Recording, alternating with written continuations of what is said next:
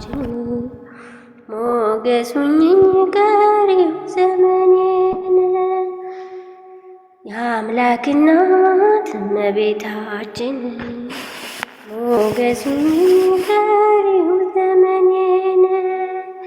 የመከራው ዘመን አለፈ እንደዋዛ አንቺን ተጠግቼ ዓለሟን ቤዛ የልጅሽ ቸርነት ያንቺም ደግነት ባሪያሽን ሰወረኝ ከአስጨናቂ ሞት እናቴ ስምሽን ስጠራ አለፈ ያ ሁሉ መከራ እንባዬ በፊትሽ ፈሰሰ እምዬ ባንቺ የታበሰ ሰላም ለኪ ደጅ ጠናው ቆይቼን ኪዳነ